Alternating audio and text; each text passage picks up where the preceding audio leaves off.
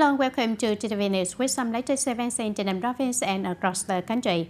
Ladies and gentlemen, recently the educational and training sector of TayNinhTV has been actively promoting the application of information technology and digital transformation in management, teaching and assessment. Many specific solutions have contributed to improving the quality of education and training. So far, 100% of general education institutions are equipped with the computers, TVs, projectors, projection frames, touch screens, and appropriate cameras, microphones for online teaching. All of these institutions have implemented online teaching and testing and also assessment system. As a result, the teachers and the pupils and the students have been able to access many applications for teaching and learning, as well as participate in online training courses. Additionally, 100% of schools are equipped with the computer rooms connected to the internet along with the software to manage the computer labs effectively, supporting the teaching of all subjects and especially information technology. Moreover, the schools have been invested in STEM classroom, providing the students and the pupils the opportunities to experience and unleash their creativity in the implementation of STEM education models.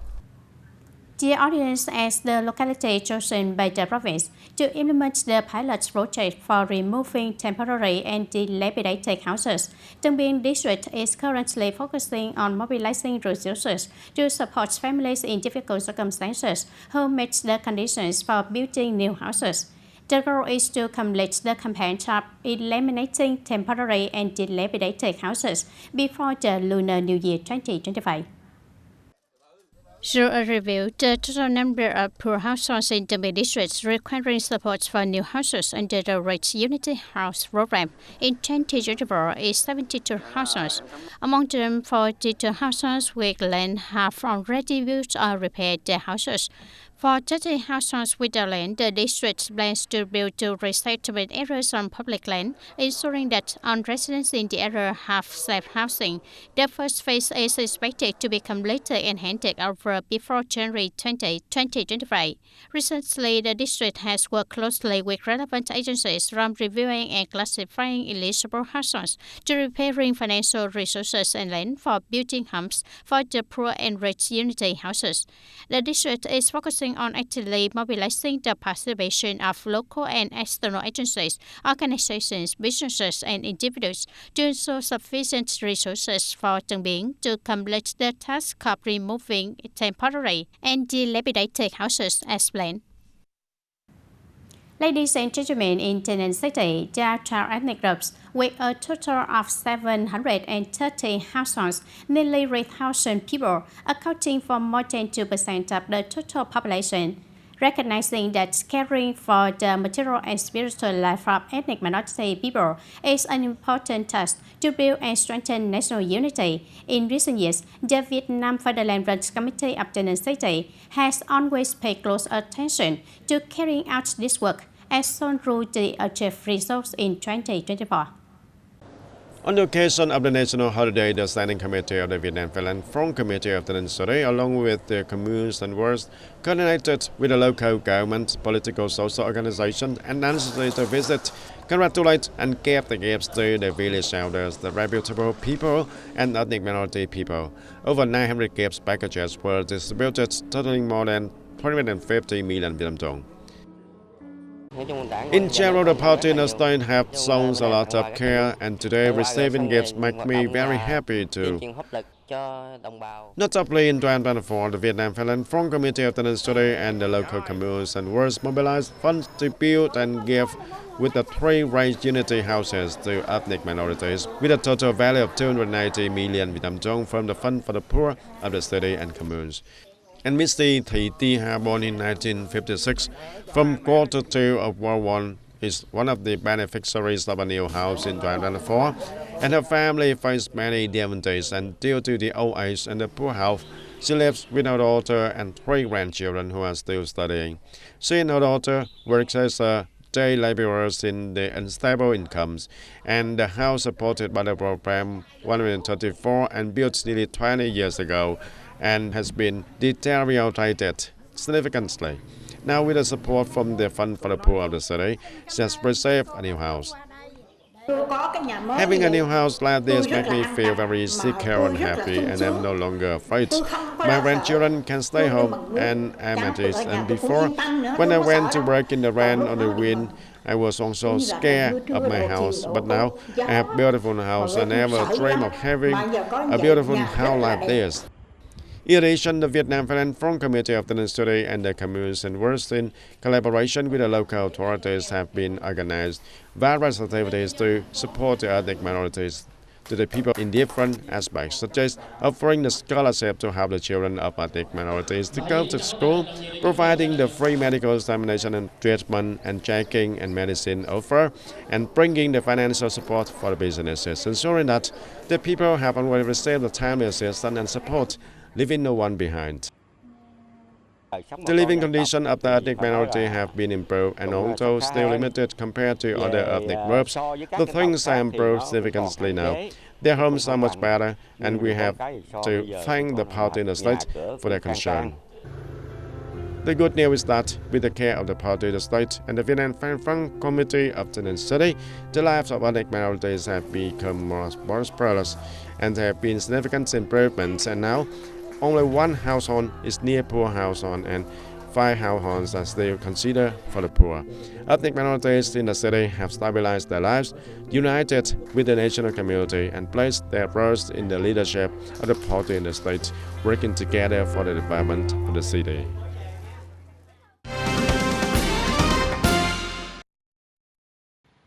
In 2024, there were 25 incidents in Tay Ninh province, resulting in no loss of life, but causing nearly 3 billion Vietnam dong in property damage. Most of these fires occur in urban areas, with residential and production business fires accounting for over 60%. In response to this situation, to effectively implement preventive measures and minimize fire, explosion, accident, and damage risk, especially during the dry season and the Lunar New Year 2025, the provincial police have actively coordinated with local authorities to organize awareness campaigns using various practical methods tailored to each area and residential community. It aims to prevent serious fires and explosions during the Lunar New Year 2025 and the political, economic, cultural, and social activities at the beginning of the year. At the same time, a thorough review and inspection will be conducted to classify and get fire safety solutions for multi-story buildings, apartment complexes, and mixed-use residential and business premises, including rental housing.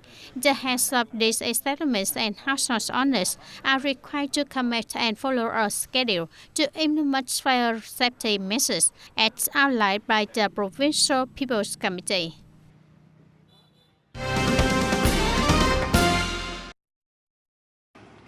And to contribute to creating a clean and peaceful living environment, the police forces at all levels in Tay Ninh province have been actively implementing efforts to build drug-free villages, wards, and towns.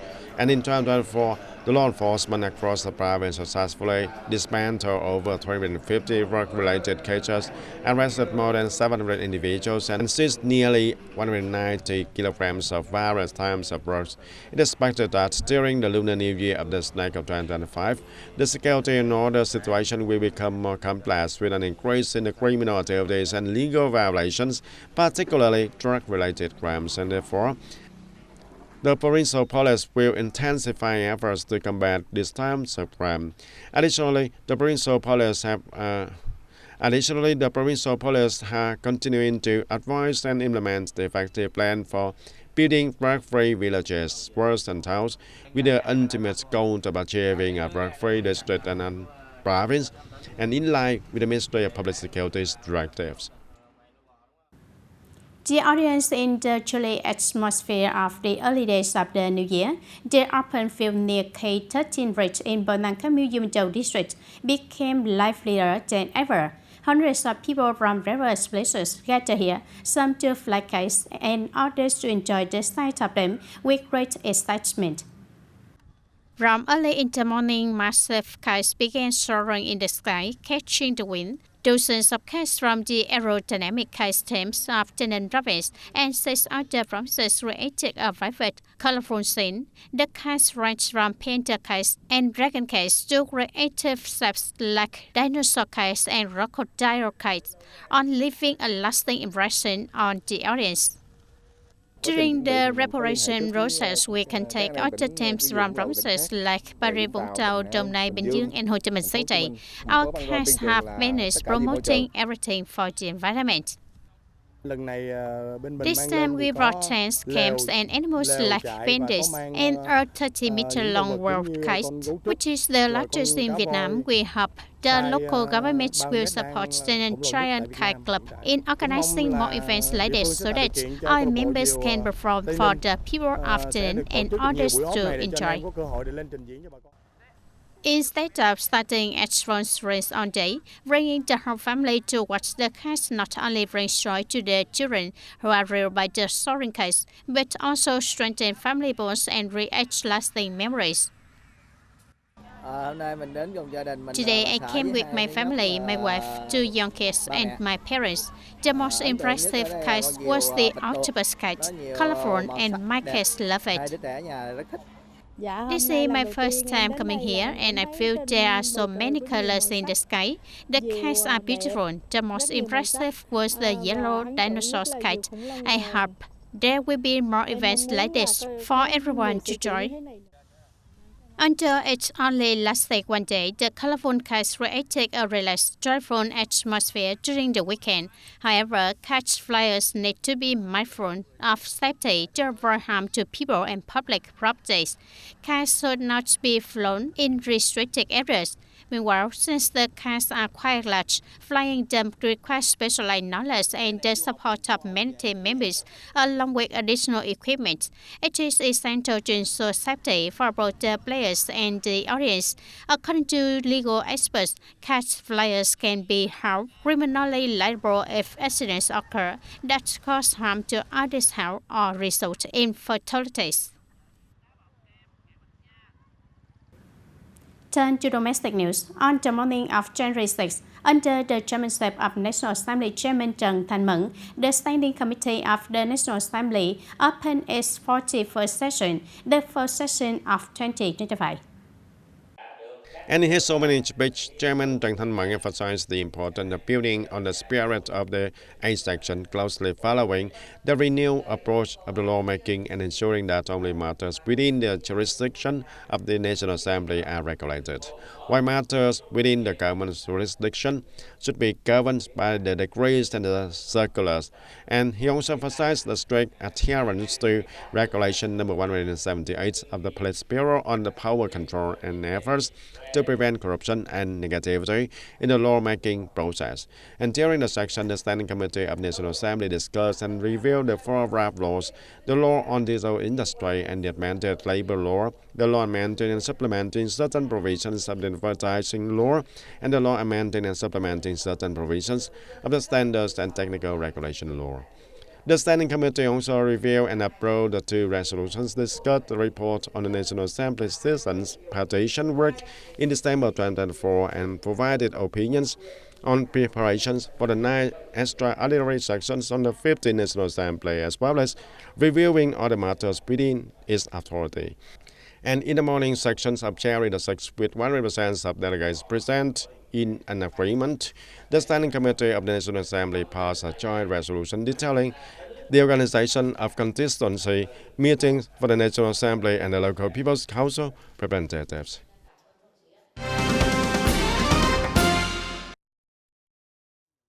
The European Commission has issued a regulations regarding the review and application of enhanced inspection measures, including emergency measures for managing the import of agricultural products and food from outside the EU, and has made decisions regarding some agricultural products and foods originating from Vietnam.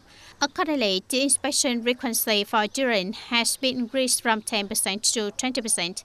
The EU applies a 30% inspection frequency for dragon fruit and a 50% inspection frequency for okra and chili peppers. Additionally, shipments are required to include a food safety certificate and analysis results regarding pesticide residue levels in the products.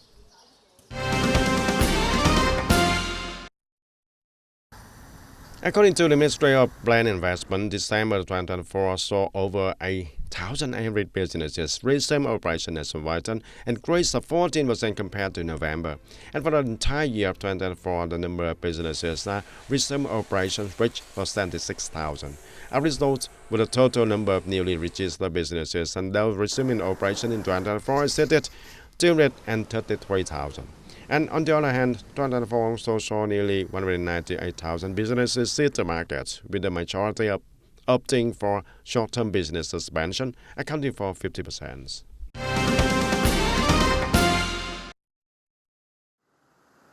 As the number of large-capacity vessels arriving at Vietnamese seaports increases, the Vietnam Maritime Administration is presenting a proposal to the Ministry of Transport for a study on enhancing the utilization of maritime infrastructure and existing port infrastructure. The proposed study aims to address the limitations of infrastructure at seaport areas and propose solutions and mechanisms to allow seaports to accommodate larger vessels, continuing to attract major international shipping companies. Ladies and gentlemen, in recent years, to boost tourism development, in addition to exploiting the natural landscape's potential and advantages, the authorities of the mountainous districts in Thanh Hóa province have focused on available resources, on preserving and effectively promoting traditional cultural values. This had led to the creation of tourism routes that attract both domestic and international visitors to come for sightseeing and experiences. Matt Lincoln and Julie Jerzewski from the state of Montana, USA, decided to choose the Pulung Nature Reserve in Batuk District for their extended holiday. During their stay here, Matt and Julie had the opportunity to enjoy the beautiful natural scenery, taste traditional local dishes, experience the making and tasting of gangwan or chirpwan, and immerse themselves in the culture of the steel houses and the cultural activities of the ethnic groups in Pulung. I mean, really, we came here to see the scenery, the mountains, and the rice paddies right in the mountains, and the local culture here. That's why we came here, and to get away from the city. The people have been very kind, Yeah. very kind. Everyone has been very nice Yeah, and welcoming. Thank you. Yeah. To create unique and distinct tourism routes over the years, the local authorities and people of the mountainous districts have gradually revived many traditional, tangible, and intangible cultural values of the Thai and Hmong ethnic groups. Many regions have established professional cultural and folk music groups to serve the cultural exchange and experiences of tourists. Thanks to tourism to our homeland, we bring the beauty of culture to introduce the ethnic identity. There have been times when the visitors were many, and we saw up to 4 to 5 times, which has improved the economy for the women here. Traditional local culture is becoming a unique feature that attracts tourists to the tourist destination in the mountainous areas of Thanh Hóa. Thanks to tourism, many traditional cultural values of the ethnic minorities have been revived and promoted powerfully. The interaction between these two factors has helped the ethnic minorities of Thanh Hóa Reserve develop and promote their valuable cultural heritage to both domestic and international tourists. And that's time for today, TTV News. Thank you for being with us and goodbye for now.